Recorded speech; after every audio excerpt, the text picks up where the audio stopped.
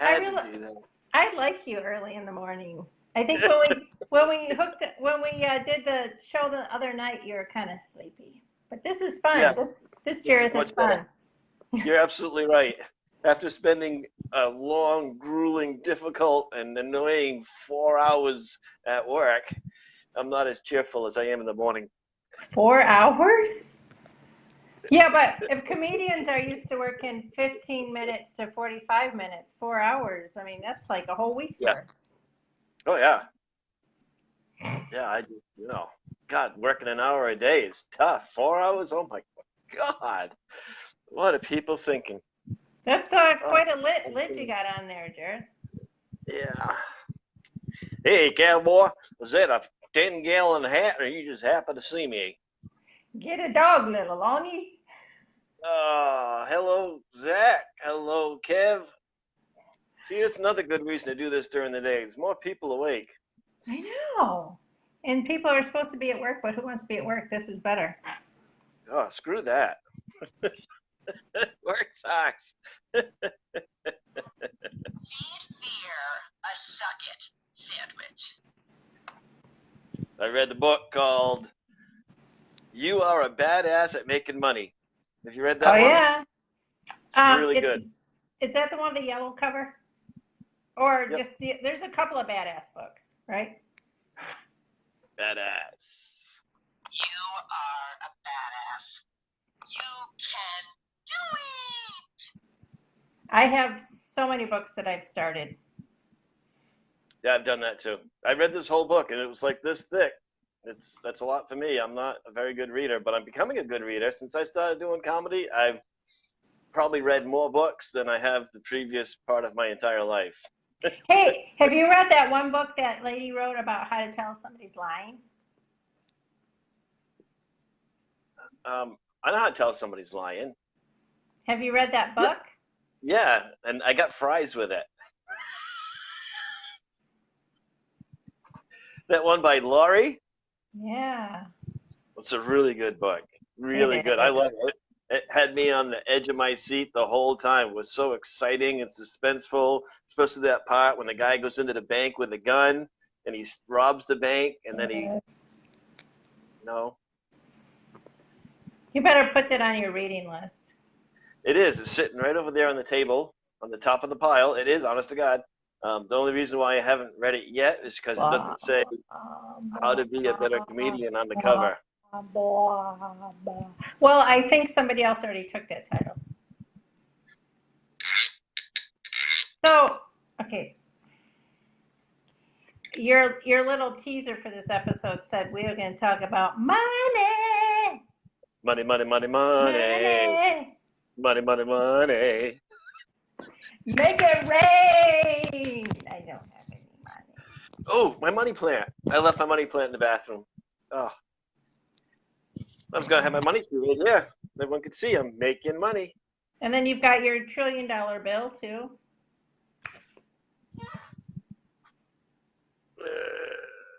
Right. I can't do that. Let me try it like this. Okay, there we go. Right there. You can't see it very well, but that says $1 million payable to Jareth J. Johnson. All right, so here's what I think. I always think something. When it comes to money, there's two different sides to that coin. Heads or tails. No, there's the money aspect from somebody who may look to be hiring a comedian, and then there's the money aspect from the entertainers. Two different dealies. What do you want to talk about first? As you just said, I wasn't paying attention. I was busy drinking my Java bean. I am going to poke you. I'm going to poke you. Ow. Ow. I said what I said. I heard you. Eyes up here. What do you want to talk about? How much to pay a comedian, or how much to work for free, or work for big bucks? I mean, well, how much to pay a comedian? That's been advertised all over the place, and someone actually just asked me that the other day, and I just told them what I've heard, because I haven't really gotten paid as a comedian yet. No, I don't think. I'm trying to think if I've gotten paid at all as a comedian. I've gotten paid as a host, but not as a comedian. So I've made money in comedy. I just haven't made money as a comedian. So I was told,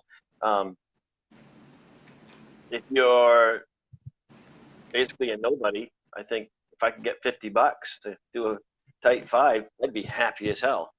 If you're a showcase, 5. What do you mean tight 5? Explain. 5 minutes.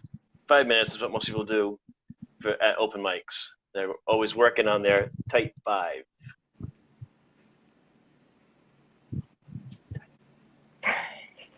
So somebody's gonna pay you $50 to work 5 minutes?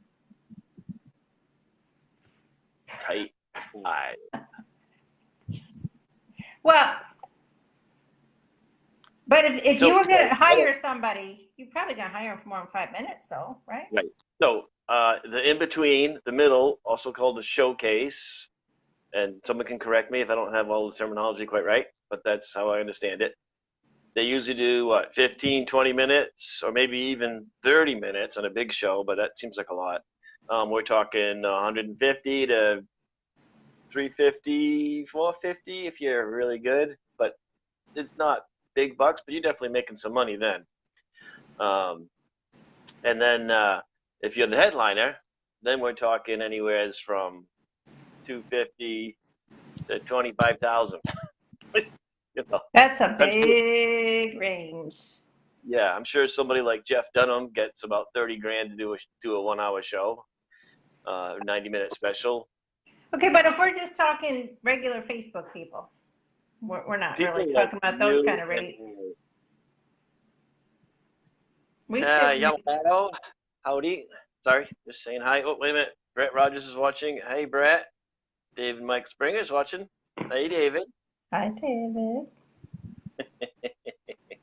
So, regular people like you and me, well, you're doing something a little different than me, but so I'll just start with my side of the comedy is stand-up comedy, and I'd be happy to make $50 to get up and do 5, 10, 15 minutes. That'd be awesome. Okay, are you talking about like in a club, or it just anybody says we got a party, Christmas party, you come do entertainment? I mean, is there a difference between like what the nightclubs play versus? You're right. I don't typically do what you normally would think of as traditional stand-up in a club, so I do have a different angle than you do. Right. So I haven't done any like private functions like that. That's I'm not. I don't know if I'm not worthy or if I just don't have enough self-confidence. Yeah, number 2. But I really haven't. Thank you. I really haven't even looked, but after watching Judy last night, I feel a little inspired and I'm going to start looking into more options. You know what? I think the window of opportunity is probably right now, or maybe even past, but still, I still think there's a small opportunity to try and get in on some holiday parties, Christmas parties. You know, call somebody up and say, hey, you guys have an employee Christmas party? How about if I come in and do 10, 15 minutes? No, we don't talk about Christmas when there's no snow on the ground. Forget about that. Okay, but if it has to do with monies, I think maybe we should talk about it. Yeah. You know, I don't know how much in advance companies plan. I'm sure there's some that wait until December 4th and say, crap, we better have a party. But then I think there's quite a few that say, yeah. You know, I booked the such and such hall and our party is December 4th or something. So certainly would be worth looking into and offering up services. I mean, 15, 20 minutes and make a couple $100. Yeah, that'd be awesome. Round here, they go, we have some comedy clubs and the local guys will go in and do 15, 20 minutes or so. And I don't know what they get paid. I'm going to guess around $150 is my guess. So if you want to make the big bucks, you can't just be on somebody else's tail. You gotta be headlining. You gotta be doing your own thing, and that's why you have to work up to it, right? Yeah, but that's why private functions are good. Because if you do a private function, you're not, the showcase. You're not the opener. You're it. So you can demand more, I think, in my opinion, that you can do if you get a good show, you can make a lot more money because you're not sharing that money with 4 or 5 other comedians. Well, and here's another thing is that if you are somewhat just starting out, I mean, I still think the biggest problem I'm seeing in this industry is too many comics work for free. You know, and even when we're just talking about these rates and you say, you know, $200 for 10 minutes. Well, no, it's not for 10 minutes.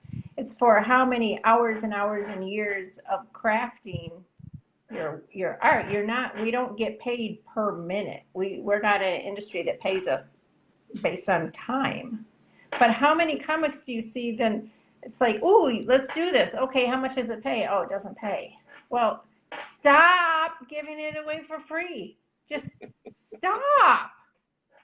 Right? I got one comment from Angie, says learning. That's it. One word, learning. So I guess it's somebody learning about comedy. Or just learning about the whole industry. She's not an industry person. Jamie is watching. He's a local comedian from my area. Hey, Jamie. Maybe he can tell us how much money there is to be made in Maine. Well, the other problem I have is when people ask, I mean, I know they've asked me, and I'm sure they've asked plenty others, hey, can you come be our comic relief for this event? And they seriously don't expect to pay. I'm like, would you hire a photographer for a wedding and not expect to pay? You know, I mean, the service industry and entertainers, artists, that whole bit, it's like, no, people, I'm sorry, but you have to pay for this. Well, those are the kind of people who get their brother or their uncle or their cousin to photograph their wedding, and then after the wedding, they complain that all the pictures look like crap because they didn't want to spend the money on a professional. I do think part of it, though, is education. I mean, I think if you've never hired a comedian or entertainment, I'll give you the benefit of the doubt that you just have no idea what's up, which is why we're here today to talk about money. Money. If you're going to hire a comedian, you need to pay for it. Absolutely. So I think an important part of this topic for moi is personal worth. And we just mentioned that, and you said yes to that. I have a hard time asking for money. I go to apply for a job as a truck driver with 25 years of truck driving experience, and they say, yeah, we can start you at $12 an hour. And in my head, I'm thinking, oh, he's going to hire me. He likes me. Yay, I got a job. And then I get the job, and I'm like, how come I'm not making any money? Because I didn't ask for more money. So now, like one of the last jobs I took, I went in there and I said, he says, yeah, because if you can operate that crane, I'll hire you. And I'm like, I can operate a crane, no problem. He goes, what do you want? I says, $18. He says, okay, no problem. But then I walked away thinking, God, I wish I'd said 20 or 25. He said yes too easily. I still not shooting high enough. I thought I was shooting pretty high. That's a very, very valid point. As a general rule, the first person who speaks when it comes to money loses. You don't want to be the first person to speak because quite often it's going to be exactly what you just said. It's like, crap, they're going to do it for that. I was willing to pay this. I mean, you seriously need to make it a negotiation. And even if your mind, you decided that I'm not working for less than $1,500 for this event, you could say that and then watch them go, ugh. Or they might go, crap, we're willing to go $5,000. You know, so it's like throw it back and say, what's your budget or what do you typically pay? And then you just start ping ponging back and forth until you both come up with a win-win agreement.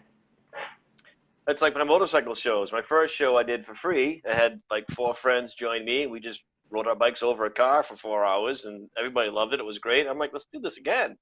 So the next time I did it, I charged money. I don't know how much I charged. Probably $200, $300, $400. Hey, Gerald. Hi, Gerald. And then after that, I charged $800 to do a show by myself. If any friends came along, that's great. But I was promoting myself as a stunt rider, ride over a car. And then I did a bunch of shows, made $800 just ride over a car. I mean, to do what I do on the weekends for fun, for free, I'm getting paid $800. I thought that was great. I did a show at a Harley Davidson dealership, and the guy wrote me a check for $800, and it was wasn't the general manager that hired me, but I think it was the parts manager that paid me. And he goes, listen, if you come back here, you need to raise your price. And how many times do you work for someone who tells you to charge them more? So I must have been a lot lower than even what I thought. Well, the only time I think a comedian should ever work for free, and I'm not talking about an open mic where you're trying to work out a few kinks and stuff, but if you personally need maybe some video footage to boost up your website, because I've done that. I like, let's trade, let's barter. I will come in and I will do 20 minutes for your staff in exchange for I get to videotape it. But that should be rare. I mean, I've heard of some comics doing open mics for a year or two, and with the goal of making money, but it's like, okay, but you're not going to if you just keep working for free. Right. If at that point, that's a double-edged sword. I mean, there are people who do open mics for 50 years. That's all they want to do, and they don't want to make any money. They're just having fun. That's fine, but that's a different category. If people are doing it for social or for fun, then, you know, good on you. You keep doing it. And they may not have any material that's worthy of payment. Well, I'm talking about the people, though, who are, or their goal is to be a paid working comic. Right. Hey, Michael. So. Hey, Michael. My feeling is I'm going to open mics to learn to be a better comedian, and I watch the videos, and I watched Judy last night, and I talked to you a lot, and trying to get, hey, Luke.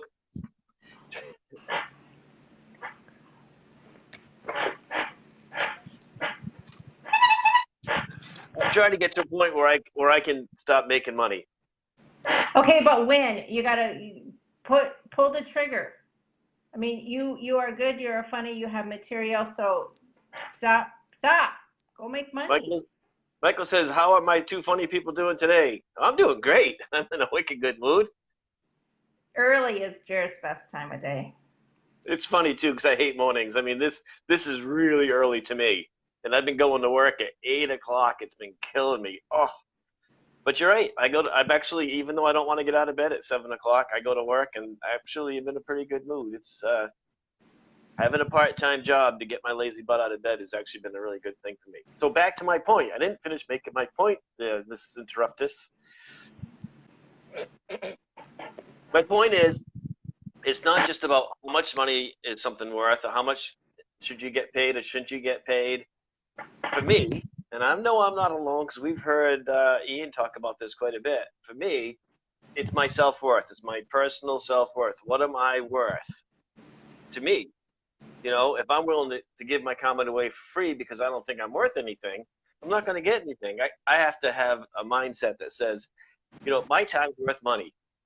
I'm worth something. I'm better than nothing. Well, how similar is that even like in the dating world? Or, you know, you heard, maybe not so much now in 2019, but don't give away the milk for free. Or whatever the saying is. Buy the cow. You know, I mean, seriously.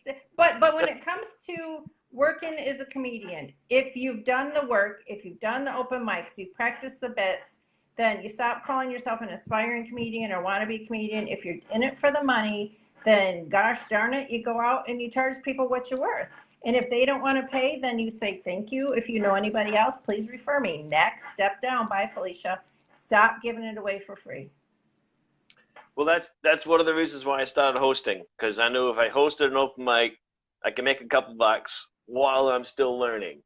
And I think, what the heck's better than that? It's like my sister's going to college, and she's working for the school, so she's getting paid to work for the school while she's learning. And I think that's a definitely win-win situation.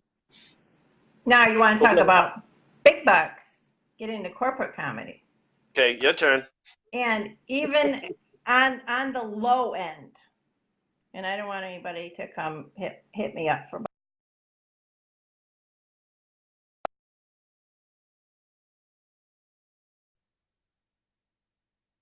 Wait, we lost you for a minute. What? Hold on. Okay. We're having a little trouble with your feed. No. Or I am anyway. I don't know if anybody else is. Nothing wrong with my feed. I'm looking at Facebook and we're both breaking up. I'm not breaking up. I'm not breaking up with you. There you go. Okay, go ahead. What just happened? I don't know. It just stopped and then it broke up and darn it. Stopped. I don't know what's happening. It's just we're not on high speed internet. That's a problem. I am. You're on high speed, not internet. I don't even have my coffee cup with me today. I'm absolutely jonesing over here. Yeah, so anyway. Well, Judy just posted her rates on that. It's on the website for everyone to see. $10,000 to $20,000 for her. What does she do? What do you call that? What do you call that? She's like what I do, motivational humorist. I'm not in her range at this point, but yeah, and it's not. And that's for like an hour presentation. But again, it's not $20,000 an hour. There is a boatload of years and hours of work that goes into leading up to that to become a subject matter expert. But even on the low end, very bargain basement low end, $5,000. And if a company is willing to pay $20,000 for some, and then you go in there and you say, I'll do it for $1,200, guess what? They're not going to hire you because they're going to think you're going to be crap. They recognize they're going to get what they pay for. So anybody just starting out who's taking the time, and that's not just for comedy though. If you're looking for corporate comedy, like let me entertain your employees, those aren't going to be the same rates. What I'm referring to is a humorist, which is a funny motivational speaker. So you have to have a message that's a bookable topic that somebody wants to hire.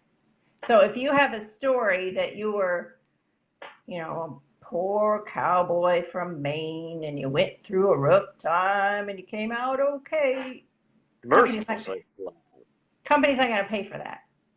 But if you can take that message and you can flip it into, yeah, your company just went through bankruptcy, or yeah, you just went through a merger and you had a hard time, and guess what? You reigned victorious. And I can tell you a little bit about that because blah, blah, blah, blah, blah. And make it funny. So what Judy does and what I do, there's actually 3 aspects to it. You have to be entertaining and funny. You have to be informative and train them.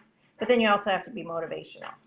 So that's in part why it's such the big bucks, because when you do a chemo or a workshop or a seminar, they're getting essentially 3 different people all rolled up into one. Gerald says our Facebook breakup's real. We're breaking up. Laurie, we're breaking up. Well, wait a minute. We're not a couple, so we can't break up. Well, and I know Gerald in real life, so there's no Facebook breakup you need to worry about there either, darling. There we go. Well, Judy got me thinking about, your job and how you can take what you do for your employment and apply it to being a speaker of some sort. And I thought, well, I've had 65 jobs. So, Laura. Hey, Laura, how you doing? I haven't talked to her for a long time. Is it Dr. Laura? Dr. Laura Schlesinger? She used to come to the trials events. I think she's in Florida now, but she used to be a local part of the Observed Trials community, which is pretty cool. Anyway, so she said, your past work history. Well, I've had like 65 different jobs, so I'm trying to think of how can I apply that to being some sort of a motivational speaker or something, and I can take my experience and I can share how I've had problems with management, I've had problems with people I work with, and I can share that with humor and motivate people to get along with each other and look at their differences so that everybody's happy and they don't have 65 different jobs. It's just a thought, but I'm working towards some ideas in that realm. Like where I work now, I think I could go in there and I could give them a little speech about how I engage the customers, where a lot of people ignore the customers. Well, if you engage the customers, you have a conversation, you get to know new people, you see other people's point of view, the customer's happier, that makes you happier. Everyone's happy. The company's happy. Everything's better. But I think some people just think it's easier to ignore the customer, so you don't have to do any work. And then what do you got? You're just bored, and you're not learning, and you're not helping the company, and you're not having any fun. I think you can have fun and actually do a better job. That's my pitch.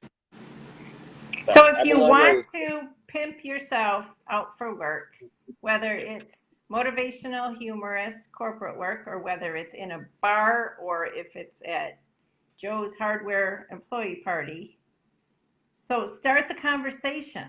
But again, I cannot stress enough, let them do the talking, because too often I hear comics that help me up and they say, what should I ask? Or how much should I charge? Or what should I tell them? And it's like, you ask them, you do a consultative approach. You say, tell me about your event. How many people are going to be here? Do you do this annually? Do you normally hire a band? Have you ever hired a comic before? You just start asking a whole bunch of questions, and then you throw it back on them. What is your budget? And you may be pleasantly surprised. So what you were going to ask $50 for, they say, well, we can really only pay $400. And can you do like 15 minutes? And you're like, well, let me think about that. But and let's say you do this. Let's say you throw a price out there, and you could say, if they say, well, we only have $100, and then you could say, well, I usually don't leave my house for less than $500, but I do have this merch. I have a book. I have T-shirts. I have, depending on the event, then you could say, well, how about if sometimes they have another line item in the budget, like their entertainment budget might only be $100, but they might have another line item that they could purchase your merch, and you could give them a discount. I mean, if they're going to buy 600 copies or something, and then they can put that on a different budget item, give it to all their employees. So you're still getting more money than the $100 that they're willing to offer you. So you just have to be prepared to, negotiate a little bit. So this is really appropriate, seeing as how yesterday I just talked to a guy about hosting an open mic, and I blundered into, at some point in the conversation, telling him how much money I wanted. And right after I said it, I felt kind of like I should have said that. Yeah. I didn't know why. I just had this feeling I shouldn't have said that. I should have just left it there and waited until he talked to the general manager and came back. But I had this feeling that I wanted to throw a number in there, so when he went to talk to the general manager, he wouldn't be walking away thinking, oh, I'm going to do this for free. Like you were just saying, some people expect this stuff for free. So I wanted to put a number in there, but I'm thinking about it now, and you're right. I should have probably waited until he talked to the general manager and then came back to me and said, if he said yes, assuming he said yes, then see if he says, what do you charge? And if he didn't, I'd say, okay, well, this is great. I typically would ask for this much money for this, or see if he offers. But it's a really good point. I could have just shot myself in the foot. But well, if you did, it's lessons learned, or you still might be able to recover from it. You could say, well, we were just casually talking about rates. I mean, you can, if the person you spoke with last night is not the decision maker or the person signing the check, then you're really not locked into it. I mean, I'm not suggesting just saying, oh, I didn't say that. Oh, no. But I mean, you could explain it away, and you could just have another dialogue with somebody. So Chu is watching, and she's asking, what is the main difference between doing a regular stand-up and being a motivational humorist? How do you learn about these opportunities? Good morning, Chu. The biggest difference is motivational humorist generally has a purpose to it. Think like a motivational speaker, or if you've ever been in a company party. But the difference is it's not boring. It's a very, very fun. It's a combination almost of motivational speaking and humorist. But it typically does not have the stand-up, setup, punchline tag as you would expect. You can work little bits of that into there, which actually will help enhance your, but it's through the whole corporate, and I don't have it handy. If you were a big book reader, check out Judy Carter's The Message of You. Highly recommend it. And she talks a lot about, that's her whole package right now, is getting people to speak to corporate, but she teaches you how to do it step by step and includes the humor into it. And they make a lot more money. I just watched her webinar last night. It was really good. She's She's definitely on top of her game. There's no question about it. And I would check her out if I wanted to know more about motivational speaking. But also, too, hit me up. We can PM and talk a little bit more about it, too, or whatever. But that's the gist of it. It's still funny, it's still humor, but it's with a purpose, and you have to have a bookable topic. So if you can, here's another suggestion for anybody who might be interested in getting into this field. Look for any speakers bureau online. There's Big Sky, you can just search speakers bureau and just start looking around the websites, and there will be drop-down menus, or they'll say, what kind of speaker are you interested in? Like, think for a moment, you're an event planner and you're having a meeting. So when you click on what category, you might be pleasantly surprised at how many categories people are looking to hire. Some might be motivational or inspirational, some might be on accounting, some might be on overcoming obstacles. So you look at what's currently bookable and what's trending. Like a couple of years ago, everybody was hiring a speaker to talk about stress. And that's kind of hit the wave, and now they're working on, like, the topic that I generally speak on is resiliency, bouncing back. So that's transferable to a lot of different companies. Personal and professional, but mainly in the professional realm. How many setbacks and challenges and rejections, and so you find a topic that you can speak on and take it from there. Peter Inani is watching. Hey, Peter, how's it going? Welcome to the Green Room. I just posted the link to Eagles Talent, which is what Judy posted last night, and that gives you a little bit of more of an overview of the kind of talent people are looking for out there. Peter can probably talk about this too. Peter's a disc jockey, and he works for himself. He's been doing that for a long time. I did some DJing back in the 90s. That was fun. My problem is I don't stick with anything long enough to make a career out of it, Well, knock it off. Time to Knock stop. it off. Stop dancing all over the place. Plant your feet and go. Heaven forbid you stick around too long. You might become proficient at something. Yep. Well, I don't know.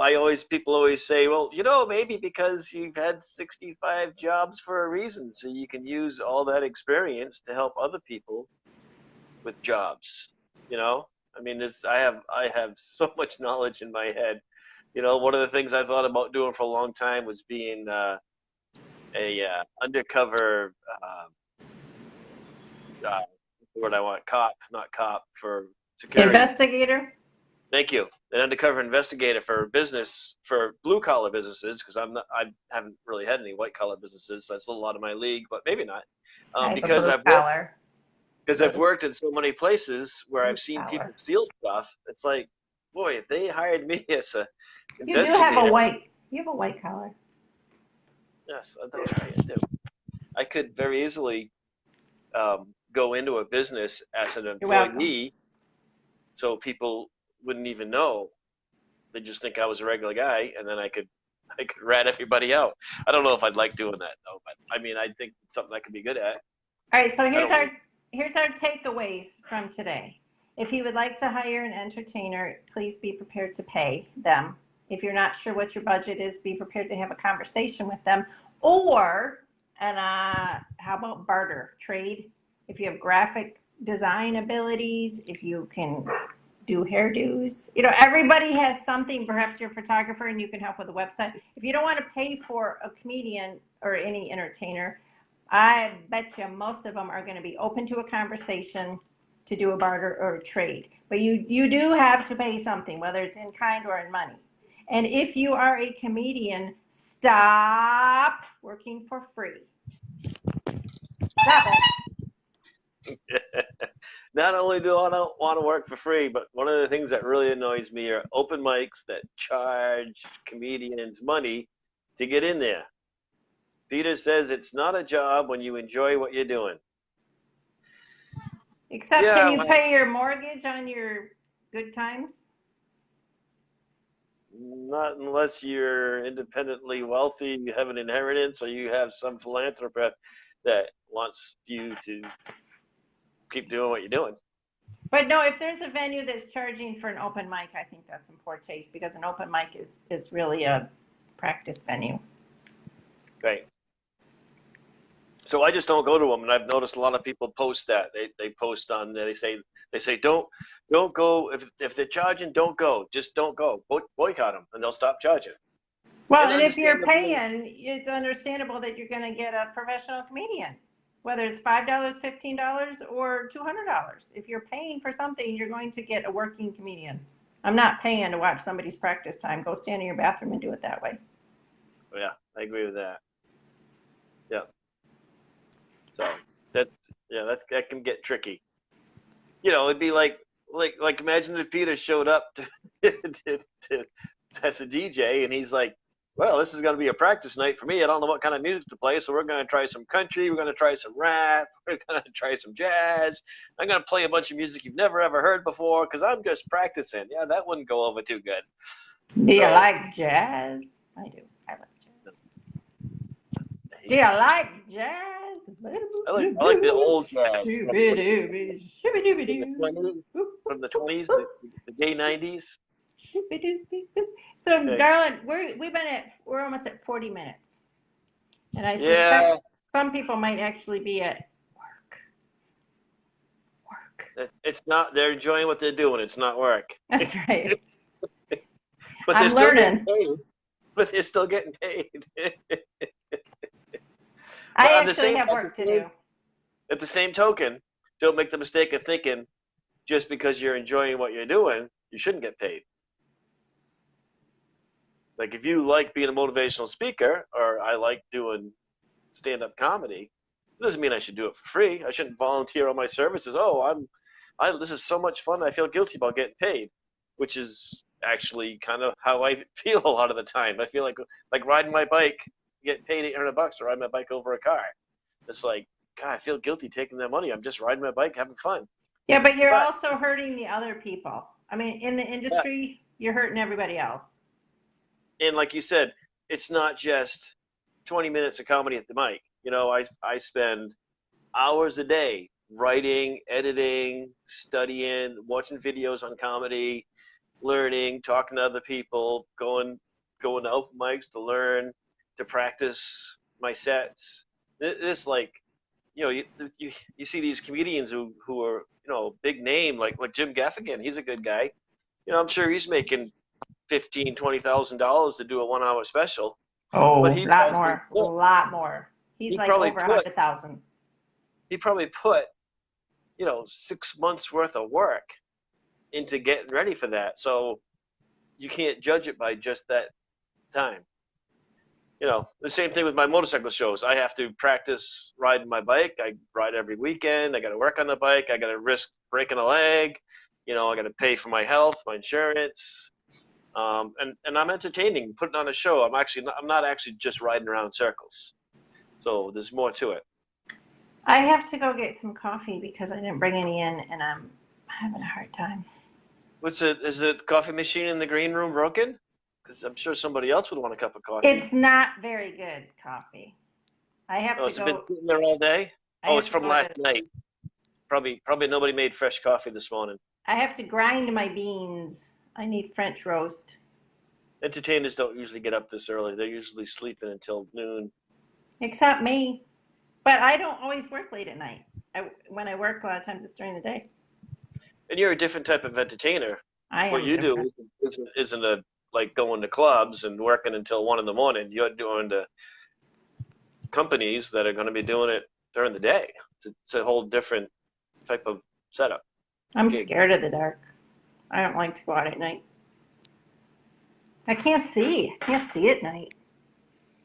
I have a friend who literally can't see. She can't drive at night. I don't either. She can't come to my show unless somebody else drives her because she literally can't drive at night. She can't see. That's me. Anyway, there you go. So thank you guys for joining us on this, whatever day this is. Is this the Thursday edition of the Green Room? Thursday. Money, money, money, money, money. Money. So anybody has more questions, keep on posting them in the comments. I'll answer we will answer them as we see them. And we will be back. We're going to try to do this again this week because we're think kind more of short on Green Rooms.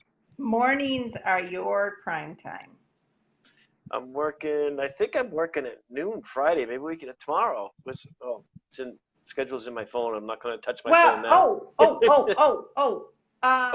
If anybody's watching this live or on the replay, please, for real, put in the comments what you would like to talk about or hear about or learn about.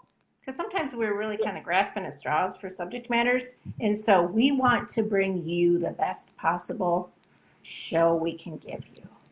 So seriously, What do you want to talk about? What do you want to talk about? We want our show to be so good that you give it an 11. Most people just settle for a 10, but we want that little bit extra. We want to go with that one higher than 10. 10's just not enough. When you go, you want that one little bit extra. We want 11. We want everyone to give us 11. Merciful Sakes Live. Looks like we got us a convoy. Okay, good, buddy. I'm going to go now. Oh, and please subscribe. We never say that. Please subscribe. Yeah. It's right down here. That doesn't look right. It's right down. Right down here. Right down there. It's right in the middle of the screen on YouTube, so it's going to be right about here. So right here, push the subscribe button. Because I want to have enough YouTube subscribers, so this is all I have to do. And I'm going to get paid to have this much fun. Yeah! You need a few more yet before we get there. So please, Tyler. We'll just wait. You just subscribe right now. We'll wait. No, seriously, I'm going. I'm taking out my little buds. I'm going to get a coffee. We're out of here. Thanks for coming, Tyler. We got to go. Sorry you got here too late. We'll see you maybe tomorrow. Bye-bye.